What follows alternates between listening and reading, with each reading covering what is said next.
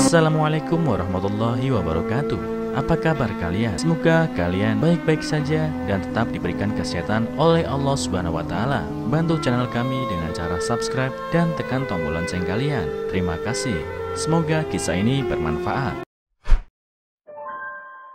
Kisah sedih seorang anak kecil kehilangan tangan karena mencoret mobil ayahnya. Ini adalah kisah yang sangat mengharukan. Perlu dibaca dan disadari betapa pentingnya kesabaran, berpikir sebelum bertindak. Waktu tidak bisa diputar balik, terutama bagi yang sudah lama jadi orang tua, baru atau akan punya anak, dan yang akan membina rumah tangga dan bagi semua orang. Ayah, maafkan Dita. Sepasang suami istri seperti pasangan lain di kota-kota besar meninggalkan anak-anak diasuh pembantu rumah tangga sewaktu mereka bekerja. Anak tunggal pasangan ini perempuan cantik berusia 3,5 tahun. Dia sendirian di rumah dan kerap kali dibiarkan pembantunya karena sibuk bekerja di dapur. Bermainlah dia bersama ayun-ayunan di atas buayan yang dibeli ayahnya, ataupun memetik bunga dan lain-lain di halaman rumahnya. Suatu hari dia melihat sebatang paku karat dan dia pun mencoret lantai tempat mobil ayahnya diparkirkan. Tetapi karena lantainya terbuat dari marmer, maka coretan tidak kelihatan. Dicobanya lagi pada mobil baru ayahnya. Ya, karena mobil itu berwarna gelap, maka coretannya tampak jelas. Apalagi anak ini pun membuat coretan sesuai dengan kreativitasnya. Hari itu, ayah dan ibunya bermotor ke tempat kerja karena ingin menghindari macet.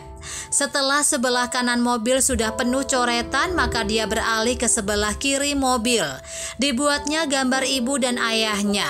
Gambarnya sendiri, lukisan ayam, kucing, dan lain sebagainya mengikuti imajinasinya.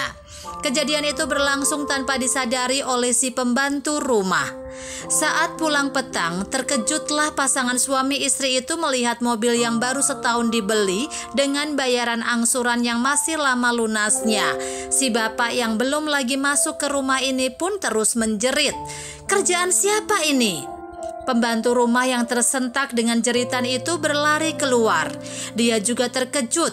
Mukanya merah padam, ketakutan lebih-lebih melihat wajah bengis tuannya. Sekali lagi diajukan pertanyaan keras kepadanya. Dia terus mengatakan, "Saya tidak tahu, Tuan. Kamu di rumah sepanjang hari. Apa saja yang kamu lakukan?" Hardik si istri. Si anak yang mendengar suara ayahnya tiba-tiba berlari keluar dari kamarnya. Dengan penuh manja dia berkata, "Dita yang membuat gambar itu, Ayah. Cantik kan?" Katanya sambil memeluk ayahnya sambil bermanja seperti biasa. Si ayah yang sudah kehilangan kesabaran mengambil sebatang ranting kecil dari pohon di depan rumahnya. Terus dipukulkannya berkali-kali ke telapak tangan anaknya. Si anak yang tak mengerti apa-apa menangis kesakitan, pedih sekaligus ketakutan. Puas memukul telapak tangan, si ayah memukul pula belakang tangan anaknya. Sedangkan si ibu cuma mendiamkan saja, seolah merestui dan merasa puas dengan hukuman yang dikenakan. Pembantu rumah terbengong, tidak tahu harus berbuat apa. Si ayah cukup lama memukul-mukul tangan kanan dan kemudian ganti tangan kiri anaknya. Setelah si ayah masuk ke rumah diikuti si ibu, pembantu rumah tersebut menggendong anak kecil itu, membawanya ke kamar. Dia terperanjat melihat telapak tangan dan belakang tangan si anak kecil luka-luka dan berdarah. Pembantu rumah memandikan anak kecil itu sambil menyiramnya dengan air. Dia ikut menangis. Anak kecil itu juga menjerit-jerit menahan pedih saat luka-lukanya itu terkena air. Lalu si pembantu rumah menidurkan anak kecil itu. Si ayah sengaja membiarkan anak itu tidur bersama pembantu rumah. Keesokan harinya, kedua belah tangan si anak bengkak. Pembantu rumah mengadu ke majikannya.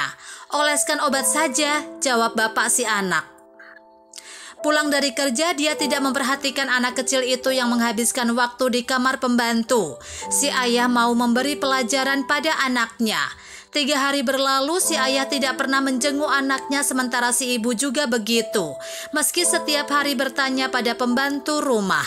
"Dita demam, Bu," jawab si pembantu ringkas. "Kasih minum Panadol saja," jawab si ibu. Sebelum si ibu masuk ke kamar tidur, dia menjenguk kamar pembantunya. Saat dilihat anaknya Dita dalam pelukan pembantu rumah, dia menutup lagi pintu kamar pembantunya. Masuk hari keempat, pembantu rumah memberitahukan tuannya bahwa suhu badan Dita terlalu panas. "Sore nanti kita bawa ke klinik, pukul 5 sudah siap," kata majikannya itu. Sampai saatnya si anak yang sudah lemah dibawa ke klinik. Dokter mengarahkan agar dia dibawa ke rumah sakit karena keadaannya sudah serius. Setelah beberapa hari dirawat inap, dokter memanggil bapak dan ibu anak itu. "Tidak ada pilihan," kata dokter tersebut yang mengusulkan agar kedua tangan anak itu dipotong karena sakitnya sudah terlalu parah dan infeksi akut. Ini sudah bernanah, demi menyelamatkan nyawanya maka kedua tangannya harus dipotong dari siku ke bawah, kata dokter itu. Si bapak dan ibu bagaikan terkena halilintar mendengar kata-kata itu. Terasa dunia berhenti berputar, tapi apa yang dapat dikatakan lagi? Si ibu meraung merangkul si anak. Dengan berat hati dan lelehan air mata istrinya, si ayah bergetar tangannya menandatangani surat persetujuan pembedahan.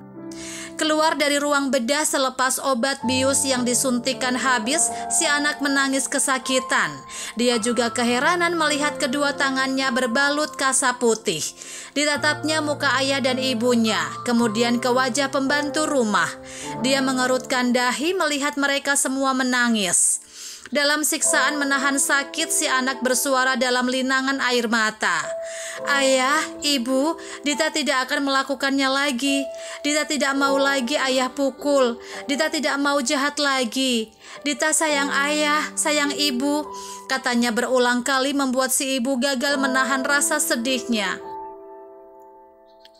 "Dita juga sayang Mbok Narti," katanya memandang wajah pembantu rumah sekaligus membuat wanita itu meraung histeris. "Ayah, kembalikan tangan Dita. Untuk apa diambil? Dita janji tidak akan mengulanginya lagi. Bagaimana caranya Dita mau makan nanti? Bagaimana caranya Dita mau bermain nanti? Dita janji tidak akan mencoret-coret mobil lagi," katanya berulang-ulang. Serasa hancur hati si ibu mendengar kata-kata anaknya. Meraung-raung dia sekuat hati. Namun apa yang sudah terjadi tiada manusia yang dapat menahannya. Nasi sudah menjadi bubur. Pada akhirnya si anak cantik itu meneruskan hidupnya tanpa kedua tangan. Dan dia masih belum mengerti mengapa tangannya tetap harus dipotong meski dia sudah meminta maaf. Tahun demi tahun kedua orang tua tersebut menahan kepedihan dan kehancuran batin sampai suatu saat sang ayah tak kuat lagi menahan kepedihannya. Dan dia wafat diiringi tangis penyesalan yang tak bertepi. Namun si anak dengan segala keterbatasannya dan kekurangannya tersebut tetap hidup tegar, bahkan sangat sayang dan selalu merindukan ayahnya. Sering dalam hidup kita bertindak tanpa dipikirkan terlebih dahulu, dan tanpa kita sadari tindakan itu dapat membawa penyesalan seumur hidup kita. So, berpikirlah dahulu sebelum bertindak.